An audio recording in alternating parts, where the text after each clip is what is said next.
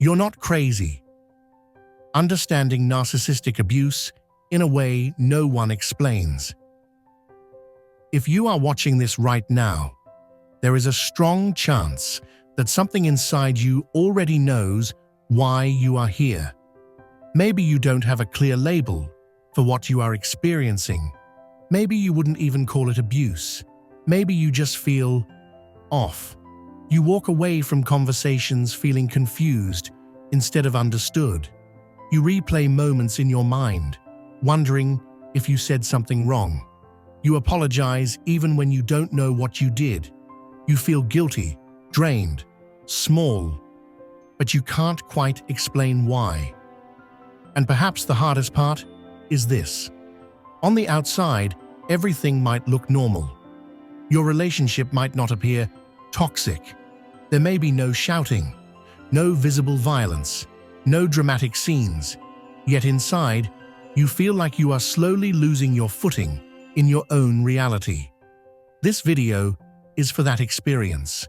Not the loud kind of pain that everyone recognizes, but the quiet kind, the kind that rearranges your thoughts, your emotions, your identity, without ever announcing itself. If you have ever thought, why do I feel like I'm always the problem? Why am I so exhausted after talking to this person? Why do I doubt myself all the time now? Why does nothing ever get resolved, only twisted? Then stay with me. This is not about blaming. This is not about diagnosing anyone. This is not about creating enemies. This is about clarity, and clarity is the beginning of freedom. Welcome to Why in Faith. What Why in Faith means.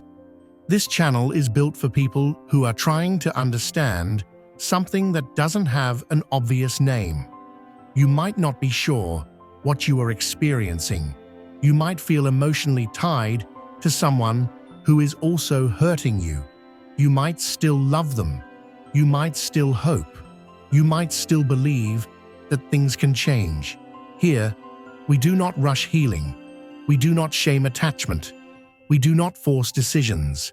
We start with understanding. Because when you understand what is happening inside your mind, your emotions, and your nervous system, you stop blaming yourself for reactions that were shaped by survival. This channel is not about labels.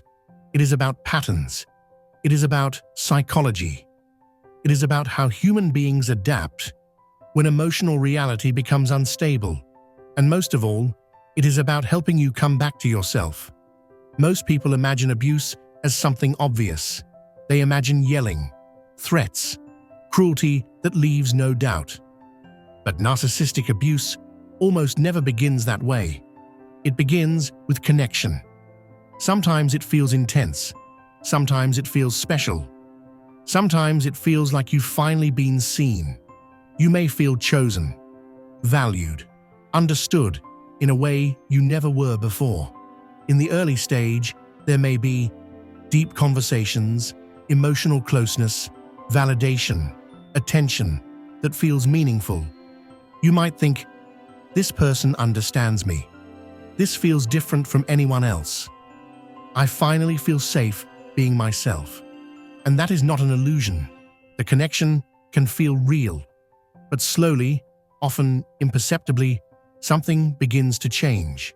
Not in a dramatic way, not with a sudden shift in personality, just in small moments.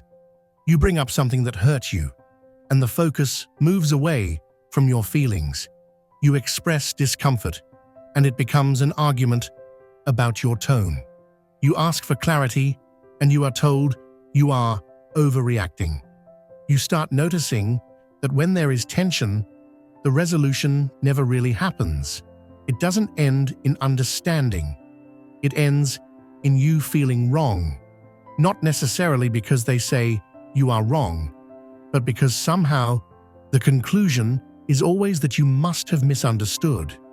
And slowly, your internal question changes. At first, you might ask, why did that hurt so much? Why didn't they acknowledge what I said? But eventually, you begin asking, what is wrong with me? Why am I so sensitive? Why do I keep creating problems?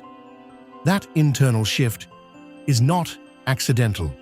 It is the psychological entry point of narcissistic abuse. Let me explain something that is rarely discussed. Human beings are not wired only for truth. We are wired for safety. When you are consistently in an emotionally unpredictable environment, where connection can suddenly turn into coldness, where affection can become withdrawal, where your feelings are sometimes met with warmth and sometimes with dismissal, your nervous system begins prioritizing stability over self-expression. Not consciously, automatically, your brain starts scanning for patterns. What causes tension? What reduces conflict? What keeps the emotional atmosphere calm? And if you notice that expressing your needs leads to defensiveness, emotional withdrawal, subtle punishment, or long periods of silence, your system learns something. It learns that your feelings are dangerous to the relationship. So you begin to modify yourself. You soften your words. You rehearse what you say before you say it. You over-explain so you won't be misunderstood. You apologize quickly to restore peace, not because you are submissive, but because your nervous system is trying to protect connection. This is not weakness. This is adaptation. But there is a cost. The cost is self-trust. Self-doubt does not appear overnight. It is not a personality flaw. It is not a lack of confidence. It is the result of repeated emotional contradiction. When someone repeatedly denies what you experienced, reframes what you said, questions your intent, minimizes your emotional reactions, or subtly shifts blame back onto you, your mind tries to reconcile two opposing realities. 1. Your internal experience. 2. Their external response. At first, you may think, they just don't understand me. But when it keeps happening, the mind looks for another explanation, and the most accessible explanation becomes, maybe I really am wrong. You start second-guessing your memory, then your emotional responses, then your instincts. You begin replaying conversations. Did I say it that way? Was my tone harsh? Maybe I misunderstood what they meant. You don't conclude, they are distorting reality. You conclude, I must be the problem. This is not because you lack intelligence. It is because the human mind is designed to preserve attachment. And when the choice is between, I am wrong, and the person I care about is harming me, many people unconsciously choose the first. Because believing you are flawed feels safer than believing the relationship is unsafe. Gaslighting is often described as lying, but that description is incomplete. Gaslighting is not just deception, it is destabilization. It is the repeated experience of having your reality questioned until you no longer feel certain about it. Gaslighting can sound like, that's not what happened. You're remembering it wrong. You're too sensitive. Why do you always take things the wrong way? You're making a big deal out of nothing. But again, the damage is not in one sentence. It is in the pattern. When your experiences are consistently reframed, minimized, or denied, your internal compass begins to falter.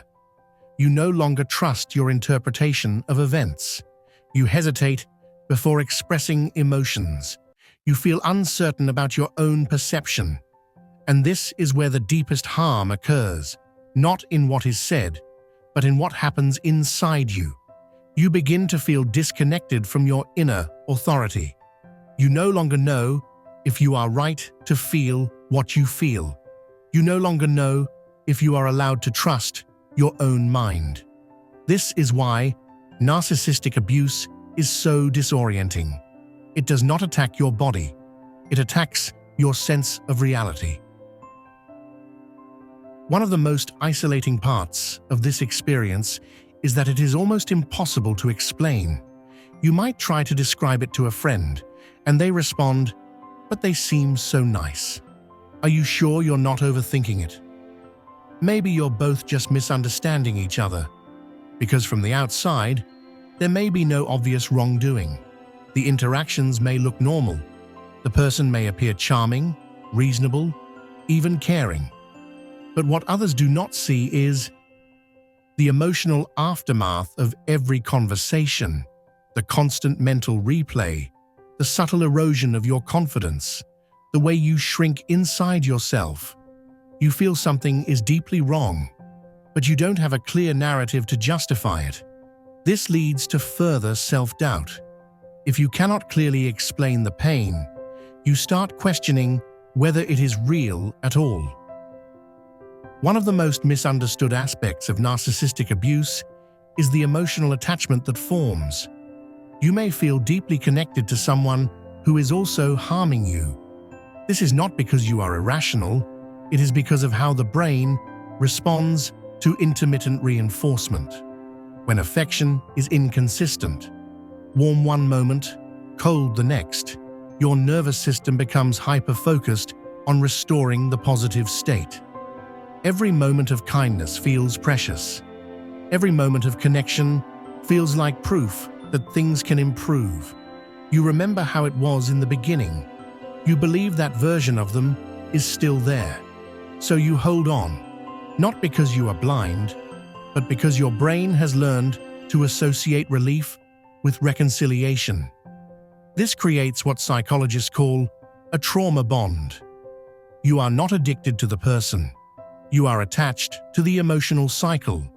The cycle of tension, withdrawal, reconciliation, relief. Over time, your system becomes wired to endure pain in exchange for emotional peace.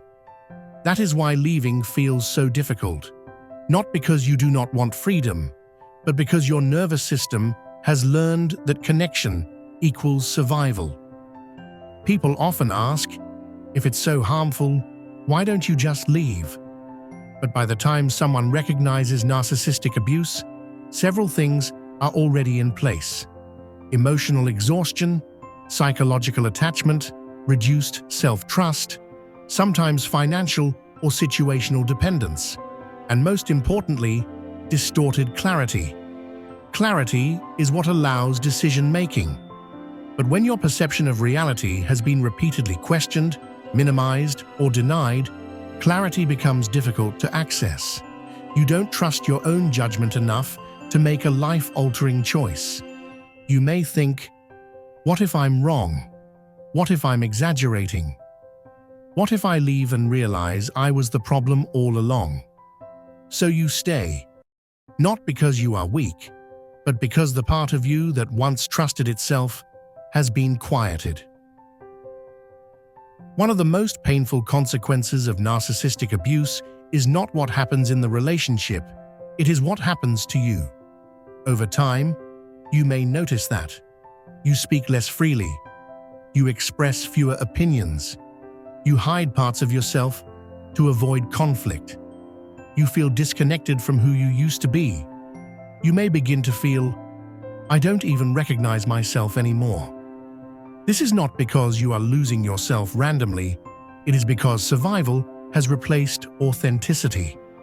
When your emotional environment becomes unpredictable, your system prioritizes stay safe over be fully yourself. And slowly, identity gets traded for stability. Not consciously, not deliberately, but quietly. Narcissistic abuse does not always involve obvious cruelty. Often it involves subtle invalidation, emotional control, shifting blame, inconsistent empathy. The person may not always appear malicious. They may even seem caring at times. This is what makes the dynamic so confusing. Because you are not dealing with constant negativity, you are dealing with inconsistency. And the human mind is very sensitive to inconsistency in relationships.